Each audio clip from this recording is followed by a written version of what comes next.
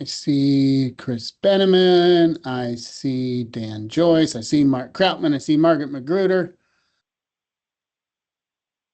I see Chair Pope. We are at quorum plus at this point, so you can call it back to order whenever you'd like, Chair. All right. I'd like to put us back on the record.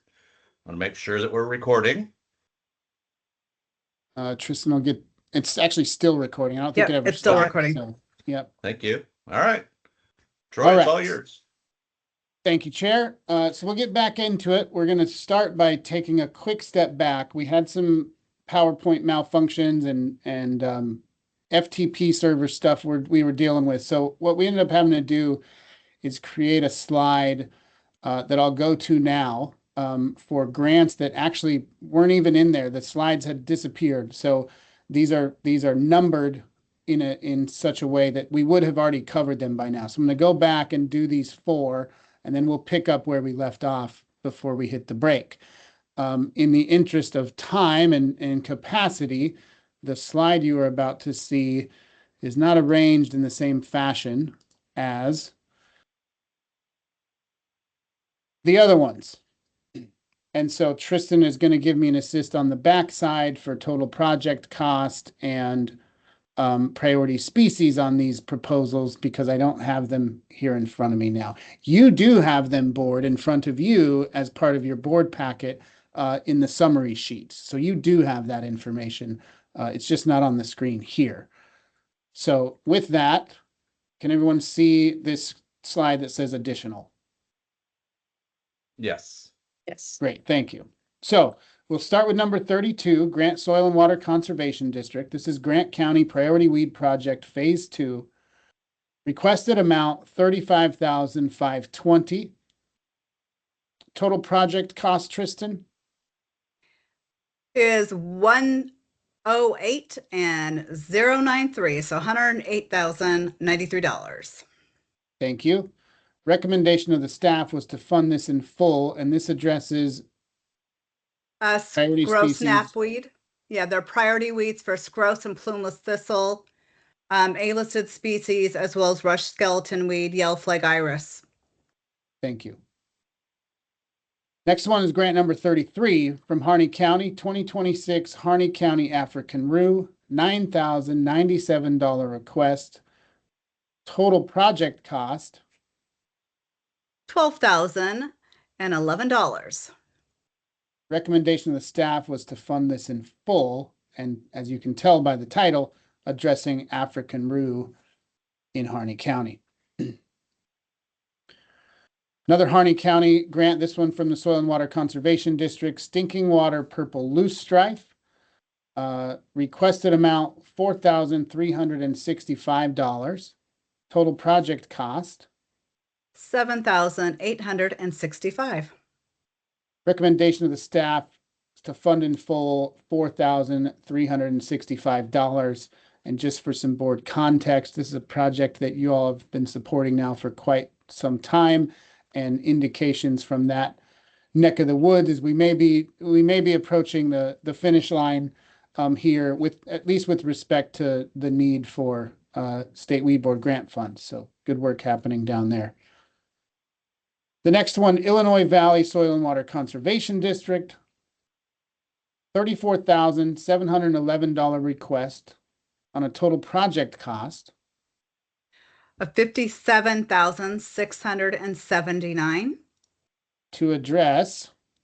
This is targeting our yellow tufted alyssum, barb goatgrass, and Japanese knotweed. Thank you, Tristan. And with that, I should be able to move back into the normal workflow here And it's all, and the yes. slides that you recognize. The last Lincoln County grant recommendation you saw was grant 39 right before we broke for lunch. So this moves to grant number 40 from the Long Tom Watershed Council, Coyote Basin Weed Treatment, $23,590 request on a $44,393 project cost for A-rated oblong spurge, B&T rated Ludwigia, as well as B-rated Medusa head rye, yellow flag iris, meadow knapweed, spotted knapweed, false brome, and garlic mustard. Recommendation of the staff, do not fund. Yeah, so this this is Grant. This one has those A and BTs on there because they were going to look for that stuff in surveys. It wasn't necessarily part of the grant. And so it ultimately came down to being 95% B-rated weeds that the grant sought to mitigate. And so another case of being outcompeted by grants that had more A and BT presence. Thank you, Grant. You're welcome. Thank you, Troy. Mount Got a glass Watershed- of water there. You've been doing a lot of talking. Oh, fortunately, I'm good at talking.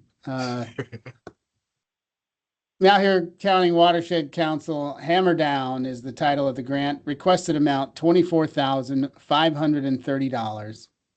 Project cost $45,223 to address A-rated Palmer amaranth and Ravenna grass. Recommendation of the staff to fund in full $24,530. McKinsey Watershed Alliance.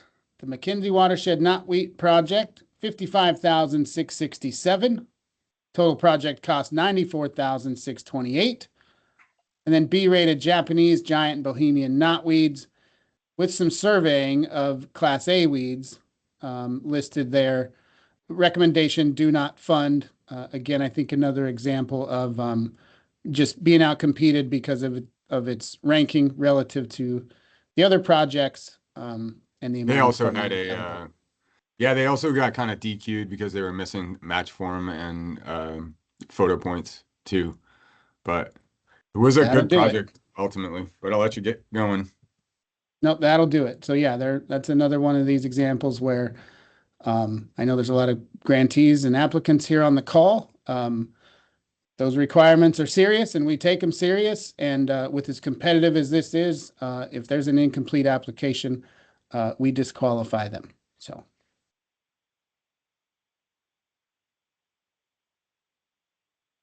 North Coast Watershed Association, keeping knotweed at bay, requested amount $39,301. Total project cost $66,201 for B-rated Japanese, Bohemian, giant, and Himalayan knotweeds. Recommendation of the staff to do not fund. Beth? Yep. So it's just another case of a bee weed without, not being a BT dropping out.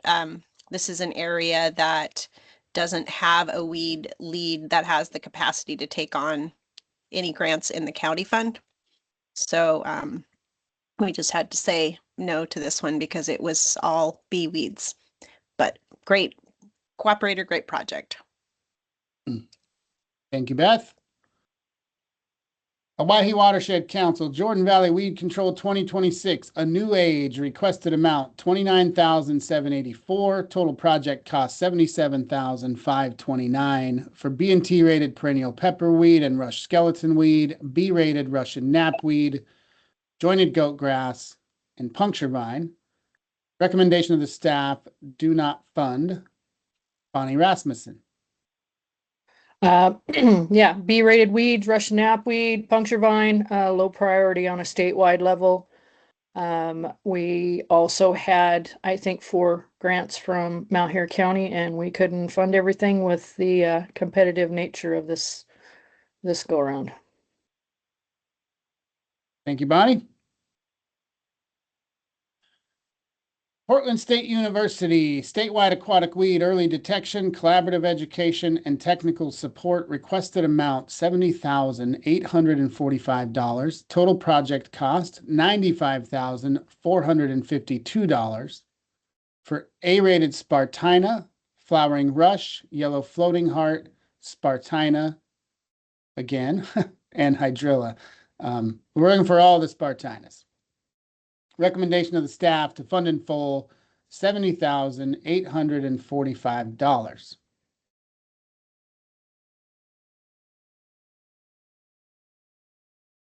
Rogue Valley Council of Governments, Rogue Aquatics, Here Comes the Rain Again.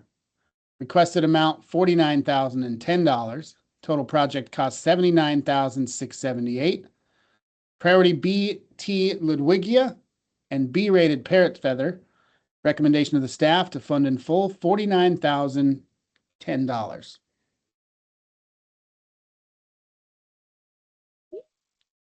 Also from the Rogue Valley Council of Governments, Garlic Mustard 2026, Winning the Southern Oregon Battle. Requested amount $49,918. Total project cost $67,805. Priority noxious weed here, B and T rated garlic mustard. Recommendation of the staff to fund in full $49,918.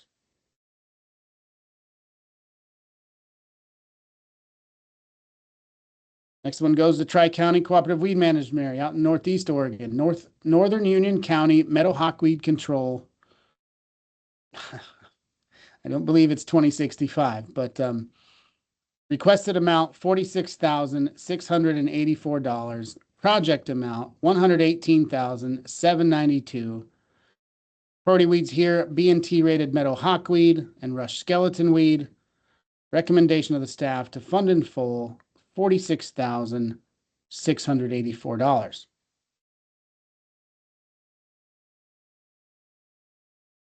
Also from Tri-County, traveling back in time now, Baker County Common Crapina Control 2026.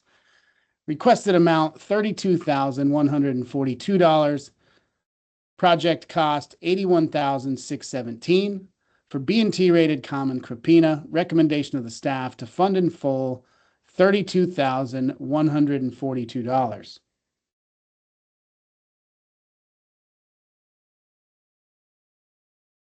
Tri-County Cooperative Weed Management Area. Tri-County Cooperative Weed Management Area. Haynes Horry-Ellison Project Phase 2026. Requested amount $39,721. Total project cost $55,606. For A-rated Horry-Ellison and B-rated White Top. Recommendation of the staff to fund in full $39,721.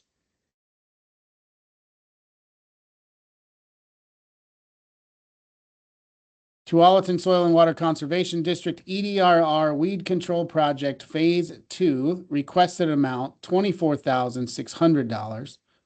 Project cost $63,853. For A-rated garden loosestrife, oblong spurge, and goat's rue, as well as BT-rated water primrose, otherwise known as Ludwigia. Recommendation of the staff to fund in full $24,600.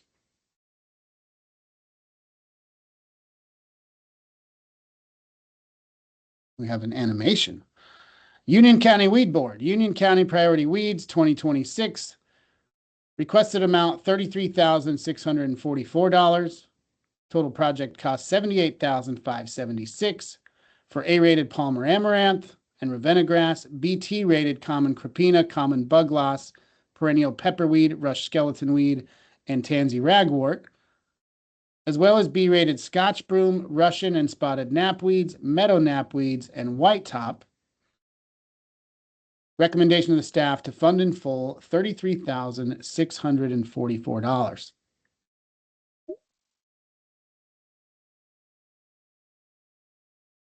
Wallowa County Public Works, A and B thistles seek and destroy in the Wallowa Valley. Requested amount $42,900. Total project cost $143,400. For A-rated welted and plumeless thistles, BT-rated meadow hawkweed and leafy spurge, and B-rated musk, scotch, and yellow star thistles. Shonda Hillstead. Yeah, the number of acres of bee species in this one just kind of brought it down below a bunch of the other projects. So just not enough money out there to fund it. Great project. Wish we could. Thank you, Shonda.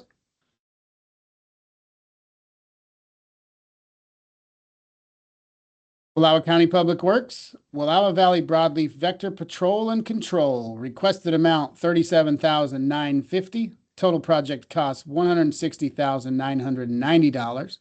A-rated Horry-Ellison and orange hawkweed, as well as BT rated common bug loss, meadow hawkweed, and leafy spurge. B rated spotted knapweed, myrtle spurge, musk, scotch, and yellow flag iris. Recommendation of the staff to fund in full, $37,950.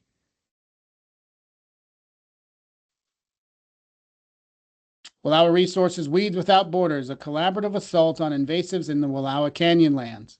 Requested amount $81,497. Total project cost $133,497.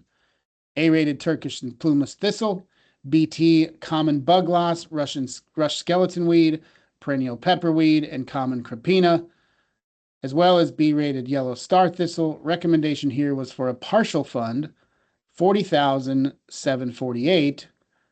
Shonda Hillstead. Yeah, Troy, another really good project here. We just had to make cuts somewhere, and this one was a really high ask, so that's why it was a partial fund. Thank you, Shonda. Wallowa Resources, Meadow Hawkweed Mayhem, working to restore the Wallowa Canyon lands. Requested amount $72,225. Project cost $111,225 for BT rated meadow hawkweed, leafy spurge, rush skeleton weed, as well as B rated spotted knapweed and sulfur cinquefoil. Recommendation of the staff here is a partial fund in the amount of $54,168. Shonda Hillstead. I will echo the same thing again. Just really high ask for Wallowa County across the board, and we just had to make cuts somewhere. So just we want to see as much done as possible. They're doing a great job out there between Wallowa Resources and Wallowa County. But yeah, we just had to make cuts. Thank you, Shonda. Wasco Soil and Water Conservation District, 2627 Lower Deschutes CWMA Weed Control. Requested amount $56,874. Project cost $474,074 for white bryonia, B&T rated rush skeleton weed, leafy spurge, B rated Scotch and Canada thistles, white top, diffuse knapweed, yellow star thistle, puncture vine, and purple loosestrife. Recommendation here was a partial fund of $54,400, but as you see there noted, that was simply to correct an incorrectly calculated indirect cost administration rate. So $54,400.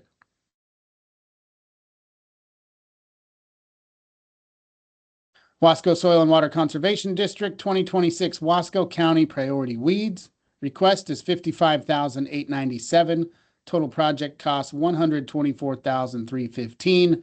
A-rated Ravenna grass, B&T rated perennial pepperweed, rush skeleton weed, as well as B-rated rose campion and Dalmatian toad phlox. Recommendation of the staff, do not fund. Dan Sun. Yeah, thanks, Troy. This was another unfortunate circumstance where there were some, at the time of grant submittal, missing documents, and then some discrepancies of listed noxious weeds or not within the application. But yeah, it's my intent to work with the grantee to coordinate, because there's some high priority work being done and good work being done, I should say, on the Ravenna grass. So I have to coordinate with the grantee and see if we could still make that happen despite not being recommended to fund. Thank you, Dan. And I want to be super clear on our ratings here. Rose Campion listed at the county level? I don't believe so. If I mean, that's one of those, the weed list in Wasco County hasn't been updated in some time to my knowledge. So yeah, I'm not sure. And it's not a state listed weed. Yep, it is not a state listed weed, although we have done a risk assessment. So moving on. West Multnomah Soil and Water Conservation District, Portland Garlic Mustard Control 2026. Requested amount $54,091. Total project cost $333,758. Priority noxious weeds here, BT garlic mustard. And recommendation of the staff to fund this project in full in the amount of $54,091.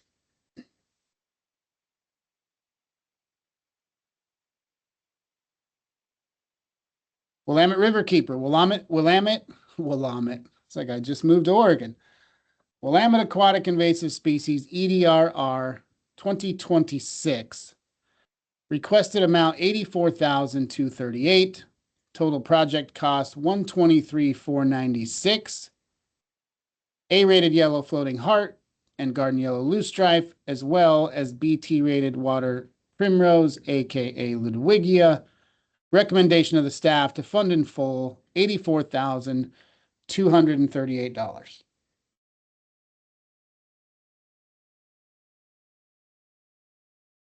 Yamhill Soil and Water Conservation District, Mid-Willamette Aquatic EDRR Survey and Treatment 2026. Requested amount $55,734. Total project cost $78,350. A-rated yellow floating heart and garden yellow loosestrife, as well as B and T rated Ludwigia. Recommendation of the staff to fund in full $55,734.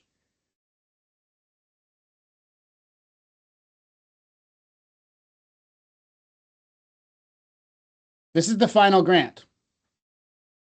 Yamhill Soil and Water Conservation District 2026 Yamhill Terrestrial EDRR. Requested amount $24,480. Project cost $39,710 for A-rated mouse ear hawkweed and oblong spurge. Recommendation of the staff to fund this project in full, $24,480. And here is the final slide. A reiteration of the slide you saw earlier here, but just to kind of put a bow on things, we received 62 grants, 18 on the county side, 44 on the regular side. Do not fund recommendations were given on 6 county proposals and 11 regular proposals for the reasons that were outlined as they were presented. So we recommended 45 projects in total for either full or partial funding, 12 on the county side, and 33 out of the regular pool. Total request $2.4 million plus. We had to cut nearly $700,000 to get to an annual spend of the 3.5 biennial allowance of $1.74 million. And that concludes the slideshow.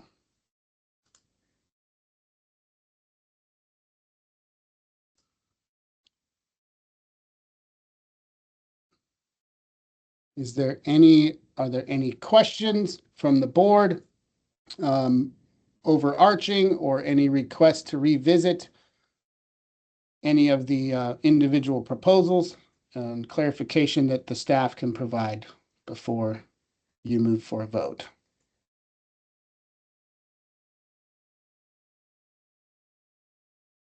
There's one. There's one. Squeaky wheel McGee over here. Thank you all, and I do want to acknowledge and thank the staff for all the time that you take in preparing those reviews for us. Lord knows I don't have the time to read through them all, so I do appreciate that. I had a small question, not really relevant to our decision perhaps today, but in general, do we have a sense of how many of the projects are repeat awardees? Because I admit that is one thing I would like to see when we do these, is to say, hey, this is a first-time fund, this is a third-year fund, et cetera, et cetera. Yeah, it's a good question. And in some cases, it's really clear, right? Sometimes the title will tell you phase 7 or something of that nature. One of the tough things about that is there's often components of a project that are repeated, but as the project moves along, they add new landowners. And so you get this like partial repeat in certain treatment areas, along with the addition of new. And so it's kind of hard to tease out sometimes on are we really just going to the one place over and over versus, we repeat and expand and move up or down the watershed, or up or down the waterway or the roadway or whatever the case may be. So it is something we talk about extensively in our, like, where's the finish line here? Are we marrying we marrying ourselves to this thing for a long, long time or not? And making sure we're willing to do that. So Carrie, I was just going to say, I don't have in front of me what the board packets have, but there's a box right on the form for each evaluation that tells you how many years they've been receiving funding that we put. So it's on every single evaluation sheet in your packet. Way to call me out, Carrie. But but It is in their doesn't- packets. Okay, But it all right, my doesn't- bad. But what it doesn't discount what Troy just did. That's I'm glad you asked, because that's a conversation we continually have each year. So I'm glad you asked the question, Chris. the box provides no context to the level of repeat and scale of that repeat. So And I think to that point though, it would be if there's a way that you can find a way to change the presentation to be able to put something in there, just a short line or something that indicates that that they've been funded multiple times, etc. I do think that's valuable. It's helpful. I don't think it changes anything necessarily. It just helps better inform the rest of us about because I'm always excited about when I see a project that says this will be the last time we're asking, because we're just about, everyone wants to stop short of saying eradication. I get that, but we all want to see eradication. So if we can get close to that, or at least give us an indicator that the efforts are well funded and they're moving to the next project, I think that's great. If we can get that, so that's spurred some interest here. So I think Carrie was up first. Yeah, I'll just make some comments there. I think it's safe to assume 95% of the proposals you have in front of you today are repeat. They've been funded before, and that's just the name of the game. Eradication is not a goal of most of these projects, nor will it ever be attained, but control, containment, outreach, education, mapping, preventing spread from other regions, that is the goal of most of the projects in front of you. Some of them are A-rated weed projects with the goal of eradication, so there's a small subset. One last note, it became really apparent to me this year, after 15 years of doing these reviews, is that in order to allow a door to be open for new projects, new grantees, it might be worth considering that a certain part of the funding each cycle would be reserved for new projects. So that's an idea that I think would be fun for the board to consider.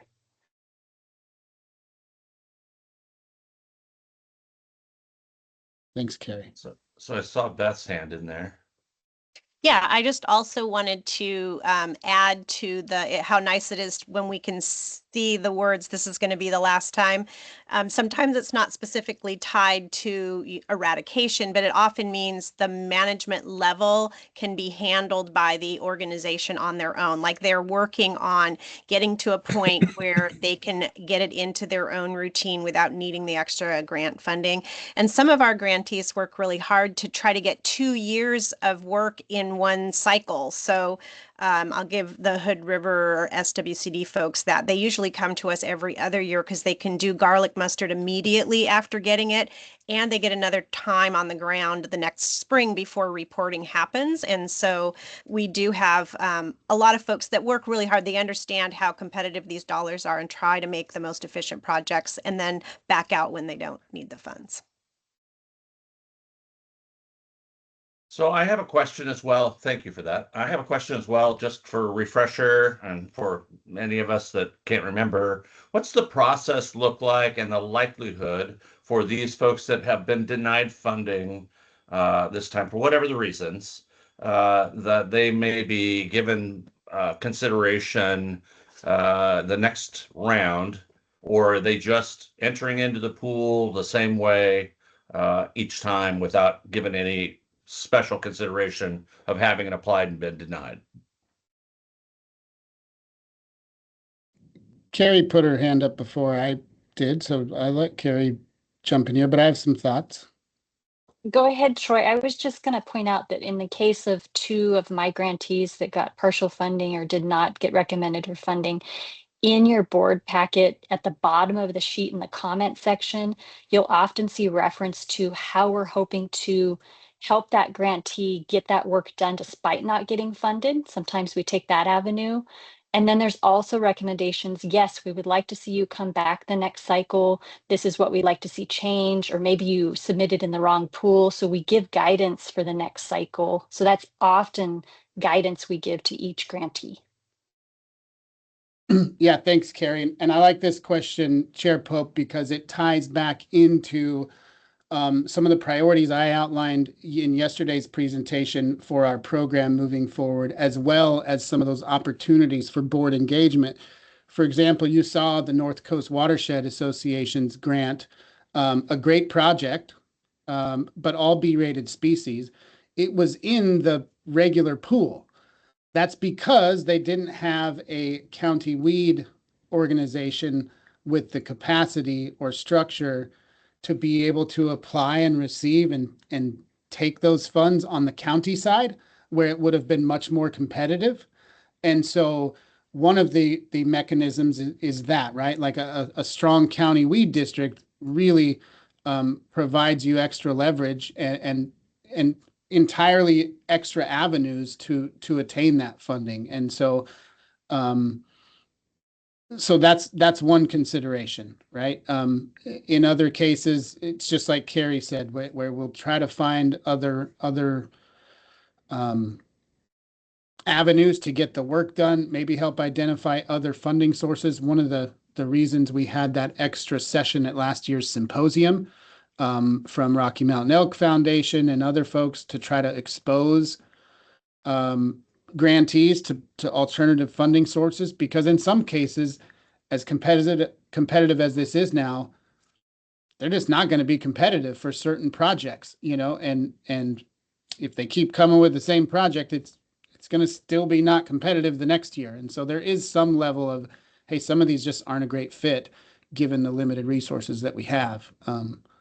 So I know that's kind of multiple partial answers to your question, but we do try to do whatever we can internally with helping them or providing them guidance, but also, you know, it's another great underscore for why it's so important for counties to have a noxious weed control district and a designated lead that has support and capacity, because it allows those lower priority statewide weeds to be able to compete on the county program, where that whole mission of that pool is to be able to elevate those local priorities.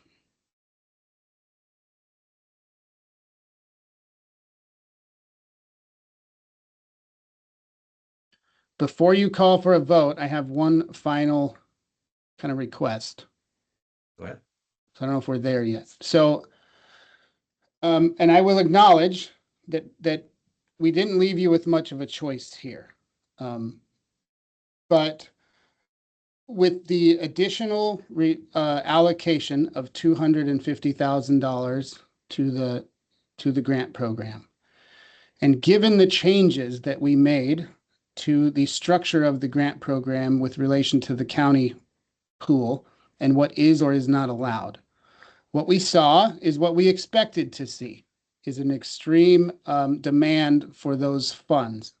And we had an incredible amount of requests. So much so that we had a decrease in requests on the general fund side. So what it shows to us is that that's really where the resources are needed the most. And so our current funding recommendation spends $433,000-ish of the $500,000 biennial allotment that we would normally give to the county pool.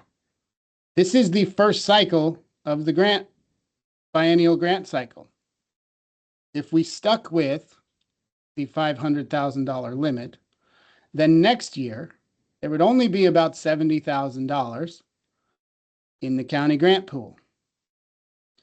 And so if you were to approve the grants as recommended, we would ask that you allow us in the next upcoming grant cycle to allot the entire $250,000 to the county grant pool, so that next cycle we will have an appreciable amount of money left over to continue to support those grant funds. that will also come with a future request to sit down with you all and have a meeting about our strategy. And if we need to change how we've codified that, because it is in writing at the moment that we would prioritize $500,000 into that pool. Doesn't say we can't do more, but it says we won't do any less than that. So that'll lead to a subsequent conversation about how we want to allocate the resources between the two grant pools. But we would ask that you would approve our request as a staff and as a program for this biennium, spend all of the $250,000 in extra funds in the county grant pool.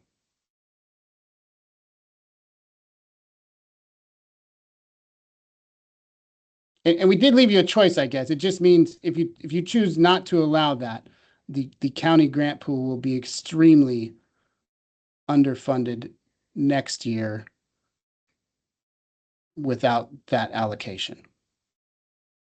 And just to be sure, I understand, and that would be for the 27 applications, Correct. right? Yeah. I think that makes perfect sense. I don't know why you do it any differently. I mean, is there an alternative to that? I mean, Well- you just let it all go, that 250 go into the general? But that if we didn't kind of codify here as a board that, Okay. that we were going to allocate it there, then as it's currently written in the grant solicitation and the application is that we would spend 500 per biennium. Right. And so yeah, and You that's why we couldn't. might need to revisit that and restructure the wording of our application, at a future meeting. Well, board members, let's open that subject up here for any further discussion and perhaps a motion to be able to do that, because I think that makes sense to me, and we need to discuss it and put it to bed. Beth, do you have something to throw in there? Yeah, thanks. I just wanted to give a perspective really quickly from a reviewer is that one of the toughest parts we had is if we had stopped the county grant funding right at 250, there would have been more lower priority projects funded in the regular side that were really much lower in priority than things that were still in the county pool. So that was the really tough decision we were weighing about whether to go over or not go over. So in the way that we laid it out, the highest priorities across the board were funded. That makes more sense. Yeah. Yeah, thanks for that, Beth.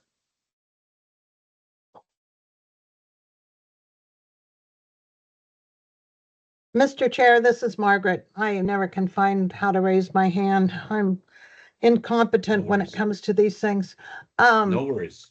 Jump in. I think it makes perfect sense. I really appreciate the way staff looks at these things and figures out how to get the most for the dollars invested. So do we need to, is there a motion that I need to make in order for that to happen? And Yes, what please. should that motion say?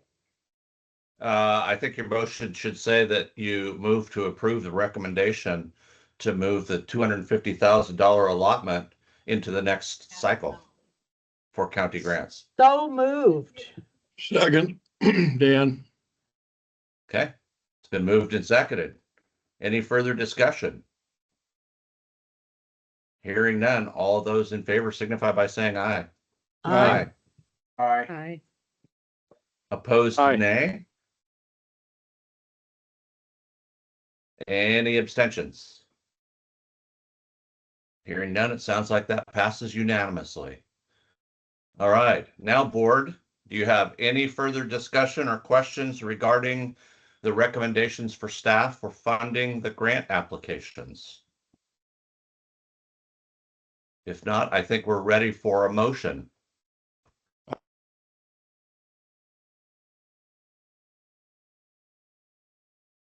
I would move to approve the recommendations of staff on the grant applications and thank them for their great efforts in bringing this forward.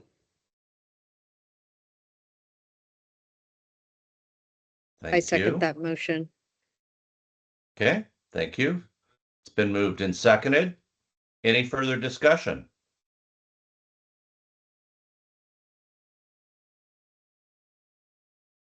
All right, hearing none. All those in favor signify by saying aye. Aye. Aye. Aye. Aye. Opposed, nay. Any abstentions? Looks like the ayes have it. Seems unanimous. Thank you. Thank you all. Thanks, staff. I mean, again, you guys have been doing this a while, and I so have become reliant on your expertise. I never second guess, just always asking questions to be better informed about, what we're looking at and how it's done. But just like to my point earlier with the professor, there's things that you guys can know and discuss that will never mean anything to me. So all due respect, some people just need to stay out of that classroom. So, and I'm one of them. So you guys do a great job, and I think we all have success because of it. I second that, Mr. Chair, and I must say, what was Ryan's last name? Contreras. Contreras. He I'm not taking his class either, not because I didn't like what he was saying, but because it's way out of my field of expertise. Yeah. Well, Chair Pope and the board appreciate those words, appreciate the role that you guys play in this process in particular. But also, we're going to continue to engage you on other topics and other initiatives. And, we may be making some requests to do a little homework or to school up on a few things, because we value your perspective and the perspective you can bring on behalf of your constituents. And so one of the things that I would ask is that as you can and have opportunities, to please, prioritize connecting with the people that you represent so that you can bring those perspectives to us, and we can continue to do good things on behalf of the people that we serve. We have more conversations ahead of us with relation to the presentation earlier today in Butterfly Bush, and we'll work out the kinks there and get to a better spot to provide something more digestible. Again, an opportunity to make sure that we're all on the same page in something that will not be only very important for the folks who cultivate that plant, but the precedent that it sets for exceptions, or would set for exceptions to prohibited species.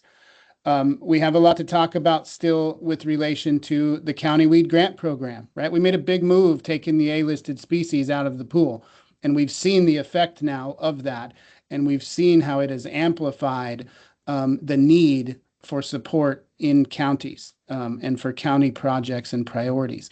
And so we appreciate the allowance to allocate the increase this year for county weed program expenditures, but we'll need to meet again to kind of codify what our kind of long-term approach is going to be there.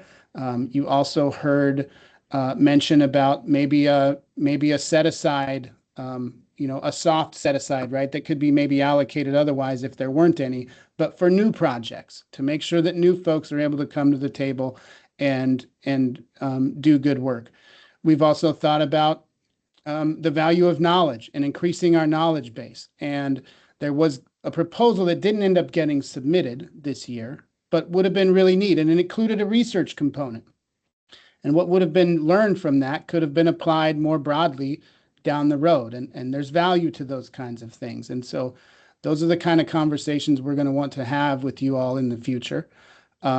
We are going to ask for a thorough review and meeting to clarify the board's position on cheatgrass, and whether we want to continue to adopt the policy from 2015, or if there's other ways that we can, address that species without causing burdens to those who depend on it for early season grazing.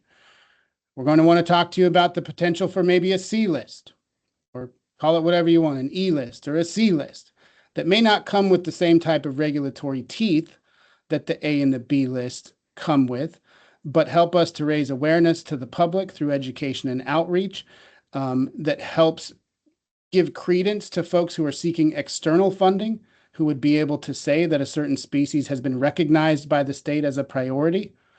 So these are all conversations we still want to have with you, and that we want to lean on you for guidance so that we can continue to move forward. So I say all that to prepare you. You know, Craig, you and I have had some good lunches and talked about ways to continue to keep the board engaged. And I've come to the conclusion that I'm just going to do that by engaging you directly. And if I want you to be engaged, I better engage you. And so we're going to do that. And we're going to lean on you and your perspectives and the perspectives that you bring on behalf of your constituents. So thank you, and stay tuned because there's a lot more to come. Gosh, that was a good speech. Good job. All right, we're at the portion of our meeting and well ahead of schedule. It's always fascinating to have to rush, try and catch up. And then here we are with this lots of extra time left at the end. But we do need to talk about the next meeting and what we plan to do. And before I turn that back over to you, Troy and Tristan, I'm very interested in talking about, and with the interest of engaging the board, talking about technology and you know, just what does the landscape look like in treatment protocols in the future? Well, what does it look like today? What does it look like in the future? Might be something fun. And again, it will engage with policy. It will engage with funding going forward. I'm seeing, for example, in my neck of the woods, a lot more drones working in commercial ag lands. And I mean, they're becoming more and more common. I'm fascinated to watch them.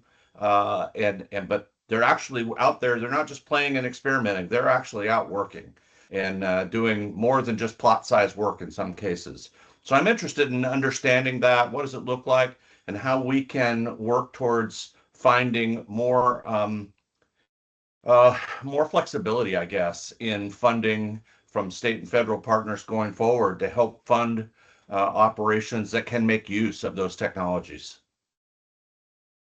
I love that that's where your head at. We're super interested in it too. It's a sector of this discipline that is moving at light speed, faster than the regulators who regulate it can keep up with. It's been a really interesting situation, and you know, as I mentioned earlier in the meeting yesterday, we're doing our best to stay, you know, keep our fingers on the pulse of that. And engage where we can through like trainings and different things to help people get certified and have the type of licensing they need. But yeah, the whole technology side and where that moves and what these things are capable of.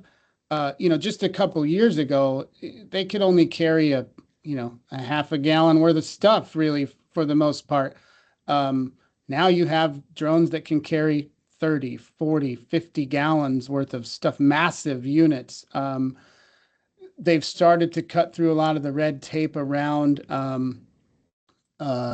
units and components of units that are built in China. That's been a big sticking point for a lot of this technology because of for obvious reasons. And so what that has led to is either American-led or manufacturing from folks we have agreements with that are approved. And so that's been a neat kind of side effect, and it's a whole new industry, right? How often do you get to see a whole new industry be born and grow? So that's neat. Mark showed you a little snapshot of some of the remote sensing capabilities that are now coming out. And it is incredible, down to 3-meter resolution from outer space, which is obnoxious. And AI models and predictive models now that can from one of those satellite images identify vegetation to the species level accurately. And so the tools that are starting to become available to us are really exciting, and we will definitely do whatever we can to keep you all abreast of those situations and, you know, demonstrate. They're even tapping into carbon markets now, where some of this work is they're able to quantify the increase in carbon sequestration after invasive annual grass treatments, after those landscapes are being restored through measurements of these carbon flux towers. And then that information and that amount of carbon sequestration then can get traded on carbon markets to help fund work. So we're entering a whole new world in a lot of different ways. And we'll do whatever we can to keep up with it and bring that information to you whenever we can.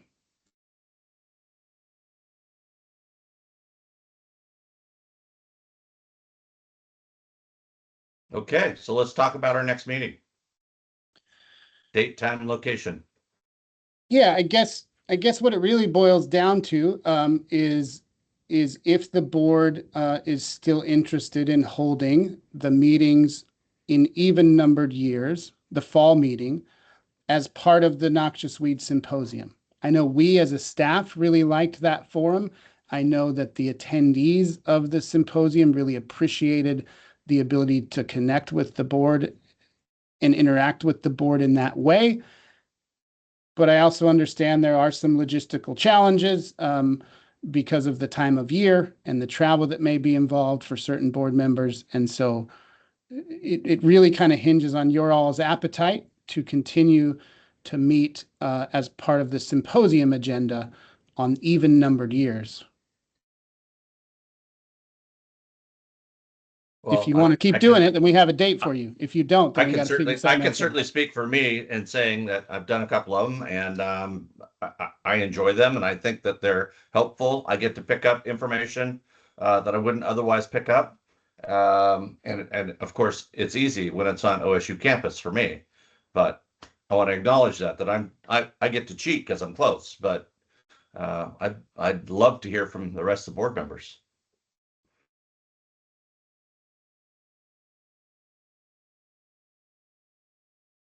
This is Margaret. I think it's great too, but then again, I'm only, 3 hours away. So Who's the board member who lives the farthest away?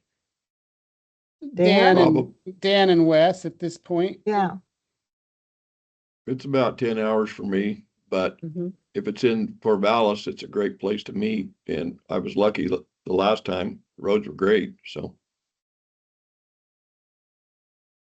Yeah, we don't I'm in really have favor of that as winters. well. Sorry, Wes, I cut you off. Was that you, Wes? Yep, I'm in favor of Corvallis. Sounds great. That leaves you, Mark.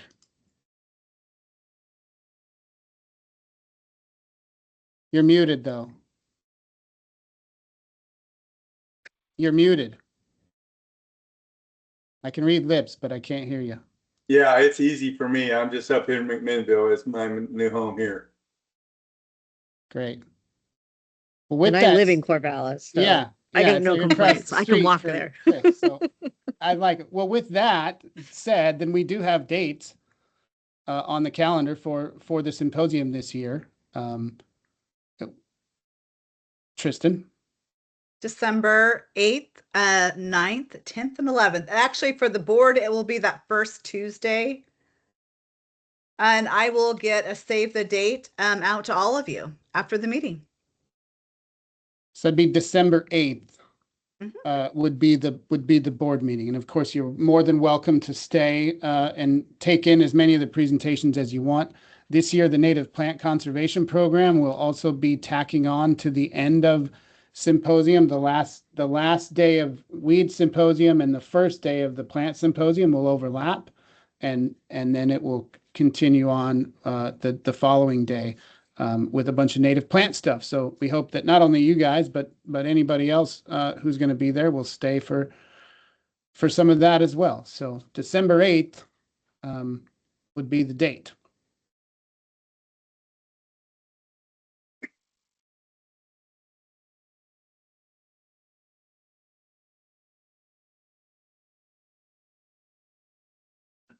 Okay, well, I guess that should be all we have to discuss today. Is there anything else, staff team, board members, that we need to discuss for the good of the order? There's just, I guess maybe one suggestion or request maybe is as y'all are getting closer to putting together the agenda for said meeting, not just the board meeting, but just the agenda for the whole thing. I know as a board member, I think I'd be interested in just getting a vibe of what that's going to look like in case there's a topic in particular that one of the board members may say like, hey, it would be interesting to hear more about that, whether it's drones or something else that wasn't already on the table. We can do that. So Yeah. Troy, Go ahead. if you get some free time, I would talk offline with you about the cheatgrass situation. Give you a little bit different perspective. I'd be happy to chat with you, Dan, and hear that perspective. Absolutely. Thank you. Thank you. Yeah, and for my part, I would be very enthusiastic about joining the Buddleia conversation. I feel like I've kind of sat in the dugout and that people are already out on the field making decisions, and either I was unaware or ignorant of what's going on, but I feel a pretty high bar of expectation for myself to engage on that. I just see the whole thing as potentially a Pandora's box of issues that don't belong in our regular meetings. We got to make a core strategic policy decision about it, exceptions, before we get into the weeds about what percent and all that. Maybe that decision's already been made and that train left the station, but I'd like to re-engage with anybody who has a key interest in that or any of the other exceptions that might be made. I think it gets out of our area of purview to start deciding those issues. So we've got to decide a more fundamental policy though on, what is sterility. I completely agree. And just to maybe ease your mind a little bit, you have missed no decision making at this point. There have been no new cultivars approved since whenever the last exceptions were. So you haven't missed anything there. Yeah. To kind of reframe that conversation just a little bit and put a bow on it. Initially there was a misunderstanding, I think by many of us, of what the process was to get an exception, and there was an interpretation that it required a weed board approval of that request. It does not, the way that things are written. So once that was realized, in good faith, what Dr. Contreras wanted to do was at least make sure that the weed board is aware of and able to engage on whatever that exception process and that protocol may look like. And we can, as we reframe that conversation and rehab it, we will do our best to keep it as layperson as possible. However, there are certain aspects of like, at some point, the royal we will have to decide on an acceptable percentage, if there is one. And then within that, an acceptable level of replication and subsequent generation testing, and if those things hold.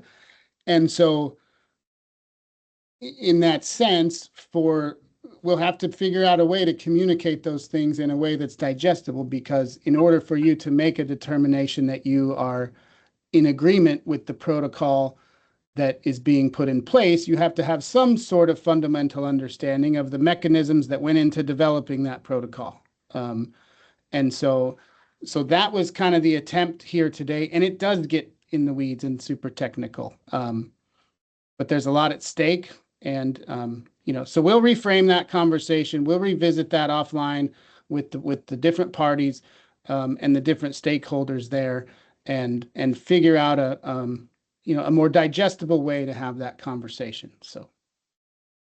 Okay, good. Well, any of you who want to engage on that, I'm going to try to meet with Ryan and get up to speed on his research, and any of the rest of you want to join me with that or other discussions in the background, I need to get very engaged Thanks, in Mark. that. Thank you. Yeah. Hey, thanks, Mark. And when you talk to him, translate me to him. I meant Right. nothing. I meant Right. nothing about his Well, presentation. It Brian's was, again, the Brian's- whole thing that all of us as board members understand, we're here for policy and funding. but And he's so a without researcher. What the else can I say? fundamentals that were just described, we're just lost. And it is not helpful. He's spending his valuable time trying to express things to a lot of us here that, and I'm not saying that we're not capable, but we should have had probably some fundamental run up to that conversation. So Well, that's I'm all with I you, meant Craig. by it. Yep. Yeah, He it's did a all good good. job. It's all good. We're My all adults and he's a professional and it will all be just fine. Good. Yeah, my interest is more from the 30,000 foot level and the strategic approach that we take, rather than individual cultivars or even individual plants and all these different people that are breeding to breed sterility into it. Yeah, I've already said too much. I'll keep you posted, Craig, on what we go Yeah. through, and anybody else who wants to be part of that, send me an email or Thank you. text or whatever. Huh? Thank you, Mark. Yeah. All right, last call. Anything further? All right, hearing I you. would Go I would ahead. like to request my weed staff, since I had your calendar already, I'm going to send out a quick meeting invite and do a debrief with you all while it's fresh. So look out for a quick calendar invite. We'll pop on for 15 or 20 minutes once we close this meeting. All right then. Thank you. Thank you all. And give back a few hours of your day. Make the best of it. Thanks Thank for you. coming. See you soon. Congrats to all the funded grantees. We're adjourned. Awesome. Thank you, everyone. Take care. Bye-bye.